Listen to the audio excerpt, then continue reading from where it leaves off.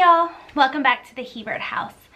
So today's video is a little different. It is a personal video and I'm going to be sharing our infertility story. But before that, I want to say thank you to everyone who has subscribed or watched my videos so far. This week I have reached 100 subscribers and have reached 2,500 views, which is huge for me. I know it's not huge in the grand scheme of all things YouTube, but it's big for me, and it shows me that what I'm doing is paying off and I'm having so much fun doing it. The other thing that happened today was I got a text message from a sweet friend that said that my videos had encouraged her to be a better housewife, a better mom, and that she loved them, and she thanked me for the videos, and that meant so much because that's exactly why I am doing these. So I hope that my video tonight will also inspire somebody. Our infertility story is not over yet, but I wanted to share with you guys where we came from, what we've been through, and where we're going. So I'm just gonna start by saying this. We may not be willing to go as far in this journey as other couples, and that's okay for us. It doesn't mean that we don't want a baby any less or more or any of that. It just means that we know where we're willing to go. I also have already had one person tell me that we have not been experiencing infertility because we have not tried IVF, and that is not true. That is not true at all, and it was very insensitive for someone to say that. So I'm just gonna go ahead and put this little precursor out there and say, if you don't have anything nice to say, just don't say it. Okay, so I'm gonna get started. I'm gonna tell you where we started with and kind of where we are now. So Kevin and I got married in December of 2013, and when I met him the summer before, he told me on our first date that he did not want any children. And at that time, I didn't want any children either, or any more children. I had my little boy from my first marriage, and I was okay with that. The obvious reasons were that I had my son very young, and I was going to be very young when he graduated college, and I would have the chance to travel and do whatever.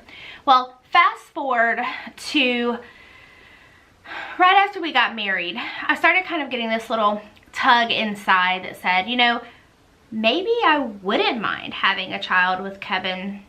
But I tried not to bring it up because I already knew what he thought. And although I knew inside that I loved him more than anything and had stronger feelings for him than any person I'd ever met before in my life, I just didn't want to push that because I knew how he felt about it already. So that was right after we got married. Then in October of 2014, I started having some female issues that were really hard, and I had an IUD to this point and was having some issues with menstrual cycles and some hormonal issues. And so my doctor recommended that I get the IUD taken out and try another form of birth control. Well, I talked to Kevin about it, and you know, your regular birth control pills, I had tried them when I was younger and I had just really awful reactions to them. And so I didn't want to go back to that, and I didn't want to have the IUD in anymore. So I talked to Kevin, and we decided together that, you know what, we were just gonna, whatever happens, happens. He still was not at the point where he wanted a child, but at the same time, he didn't want me to be sick anymore, and he knew that I was starting to kind of want it. And so he was just at a whatever happens, happens point. So that was in October of 2014. In January of 2015, I started having menstrual bleeding that was uncontrollable. I'm talking like 10, 11 days of heavy bleeding and I hope that's not TMI. This is an infertility video, so there's gonna be a little TMI. But to the point where I couldn't get out of bed some days. I was so weak, and I was trying to work, and I was trying to keep going, and it was just really not working well. So we had some testing done with my female doctor, and at that point I found out that I had PCOS, which is polycystic ovarian syndrome. And it's actually more common than I knew of before I got diagnosed with it, but it causes weight gain, it causes hormonal issues, it can cause hair growth, it can cause all these like super unattractive qualities, unfortunately. But I was diagnosed with that, and so with being diagnosed with that, I also found out that that might be one of the reasons why it was harder for us to conceive, and why I hadn't at that point. So a couple of things that I started doing was just eating a little better, trying to lose a little bit of weight, but I didn't really feel like at that point that it was that much of a deal, because still Kevin was not ready to try for a baby. I wasn't ready to beg him at that point. I just wanted to feel well enough where I didn't feel like I was dying, basically. In May of 2015, I had a positive pregnancy test. I had just felt weird, and I took the test at home and it was positive, but by the time I got to the doctor, she said that I was not pregnant, and it may have been a false test, or it may have been and just didn't work out, but it was enough to break me, like break that cycle of really, oh, I want one, but he doesn't really want one, so I'm not really going to push it. It broke that. And it was awful, because when you want something and you find out there's even a hope of getting it, especially with pregnancy, you get your hopes up. Like every time your period is late, but you don't think you're pregnant, and then, oh man, I kind of feel nauseous. I mean, kinda, sorta, maybe a little bit. Oh, maybe I'm pregnant. Like just that kind of thing. Oh, I really can smell that candle over there, so maybe I'm pregnant. So after that happened, I told Kevin that this was something that I wanted. And I knew that he still didn't want it, but this was something that I really wanted. And he was still very hesitant. And it's not that he does not like children or anything, he just was happy with us having Bobby, and he likes the fact that our life is very easygoing, and so he just wanted to hold on to that. But he said, you know, all right, whatever. So at that point, I talked to my doctor, and we tried the first round of Clomid. And what Clomid is a medicine that makes you over-ovulate so that you have more eggs that drop that can get fertilized. And we did that in October, November, and December of 2015, and it did not work. And as you can imagine, I was heartbroken. I had already decided that for Christmas that year, we were going to tell everybody we were pregnant, and I had made plans and got my hopes up really bad. And so the end of 2016 going into 2017 was hard. I went to my doctor in January of 2017 to have more tests done, and she said, you know, other than being overweight and having the PCOS, you're okay from what I can see at this point. And you know, Kevin's okay, so we just need to maybe get your weight down and see if we can regulate the PCOS a little bit more. And so in February of 2016, I started a weight loss journey, and I lost about 30 pounds. And that was between February of 2017 and June of 2017. Well, in that time, I started bleeding very heavily again. So I went back to the doctor, and she did an endometrial biopsy just to see what was going on up there in my uterus and make sure that there wasn't anything that we needed to be concerned about, because I was having such issues with it. And they did find a couple of things that they were worried about. And so at that point, she decided, you know what? We are going to do a DNC. and we are just going to go up there. We're going to clean anything else that's causing you problems. We're going to check your uterus out while we're in there, make sure everything is on the up and up, and we'll go from there. So I had that surgery in August of 2017, and after I waited the 6 weeks, I went back to the doctor, and she said that there was a lot of scar tissue and buildup in my uterus, and she thinks it was because I had an IUD for so long.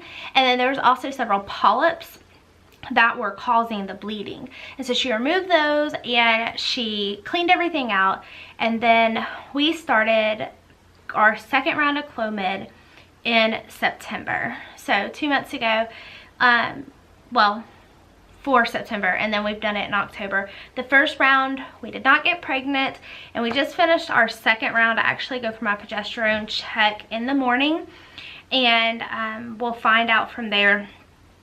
Of course, like I said before, everything that happens to you, you think is like a symptom of pregnancy.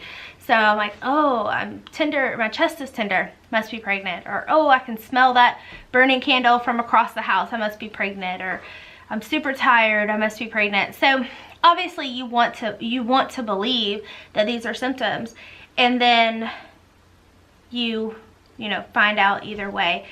But that's kind of where we are. We have this month, we'll find out.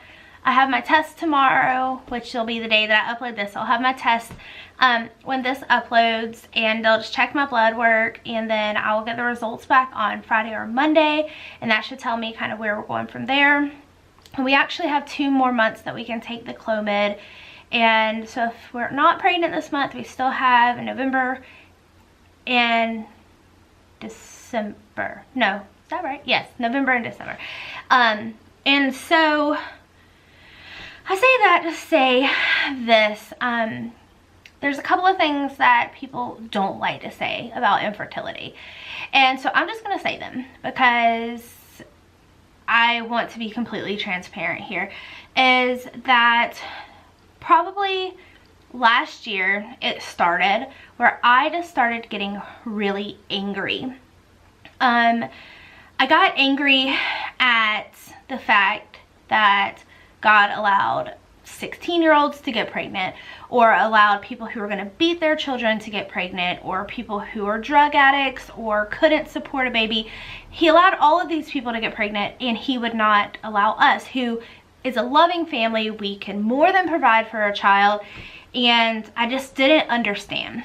And while I tried very hard to have faith, and you know, of course everybody says, oh, what's in God's timing and God knows what he's doing, those things do not help if someone is going through infertility.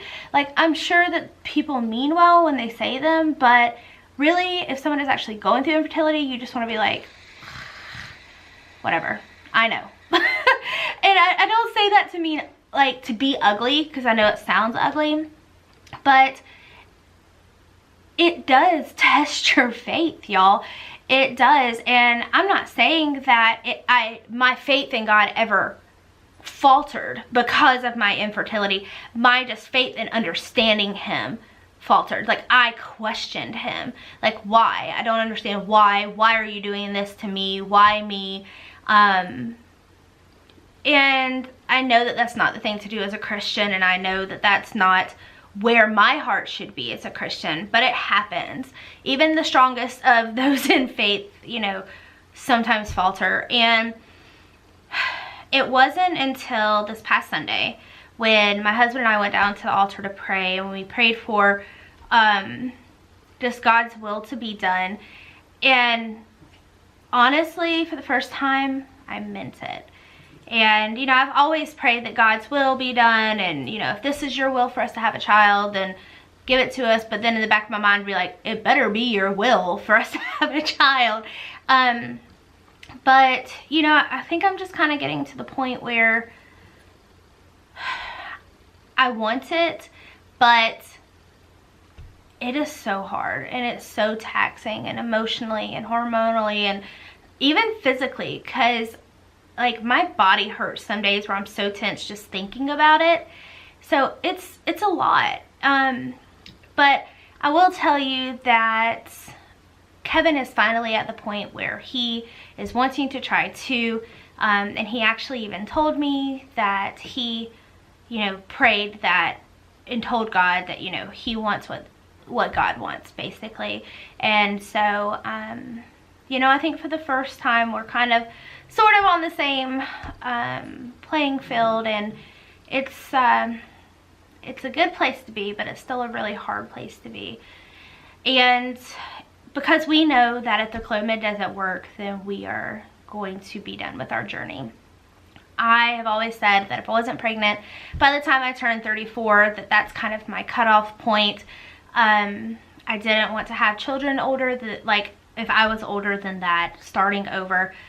My son is in 7th grade. He's already 12. So when he graduates high school, I'll only be 38, and the opportunities for us to go and do things and enjoy life are there.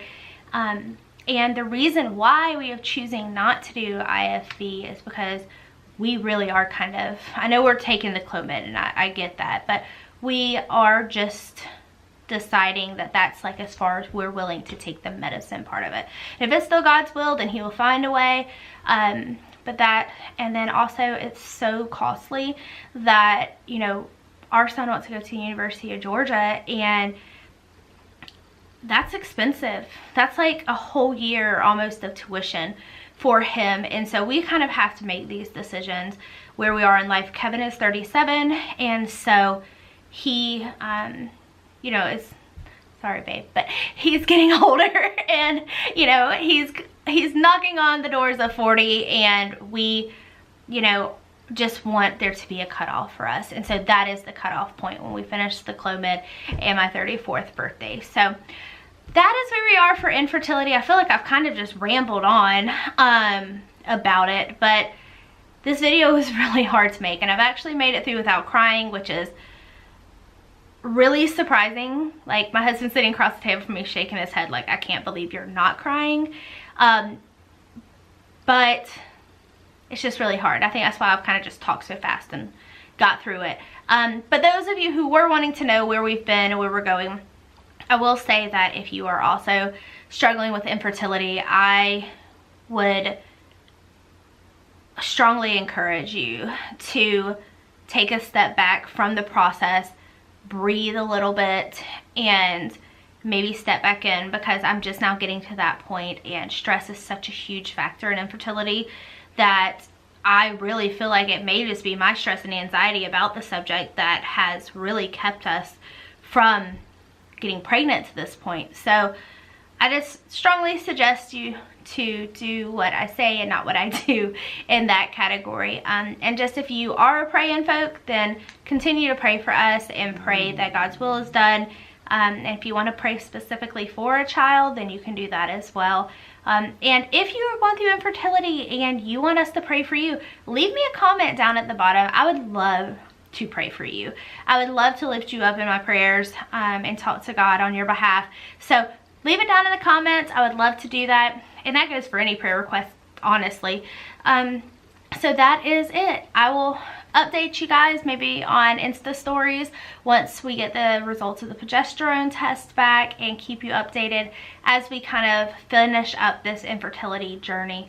And thank you guys for understanding. Thank you guys for listening, and I hope you have a great night. God bless.